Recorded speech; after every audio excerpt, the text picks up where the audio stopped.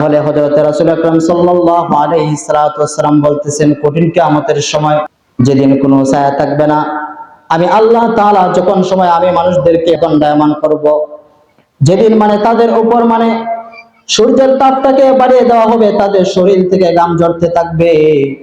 আল্লাহ তাআলা ওই সমস্ত ব্যক্তিদেরকে তার আরশের ছায়ার নিচে স্থান দিবেন, যারা দুনিয়াতে থাকা অবস্থায় আল্লাহ তাআলার বেশি বেশি করে জিকির করতে থাকে।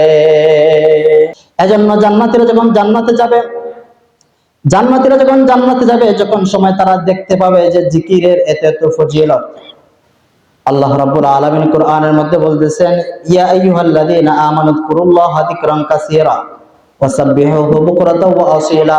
হে ঈমানদারগণ, তোমরা আল্লাহ তাআলার বেশি বেশি করে জিকির করো, আল্লাহ তাআলার বেশি বেশি করে জিকির করো, আর সকাল সন্ধ্যা আল্লাহ তাআলার তাসবিহ পাঠ করতে থাকো।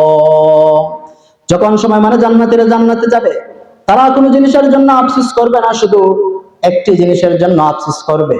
আল্লাহ তাআলা যারা দুনিয়াতে জিকির পাঠ করেছে, যারা দুনিয়াতে বেশি বেশি করে জিকির করেছে, যখন সময় এসে তাদের জিকিরের প্রতিদান আল্লাহ তাআলা বন্টন করবেন, তখন সময় তারা দেখে আফসোস করবে, হায় রে, এই জিকিরের যদি এত ফজিলত যদি দুনিয়াতে থাকা অবস্থা যদি জানতাম, তাহলে এক মুহূর্ত আমরা দুনিয়াতে জিকির ছাড়া থাকতাম না। তাহলে জিকিরের কতটুকু ফজিলত, জান্নাতে গিয়েও জিকিরের জন্য আফসোস করবে।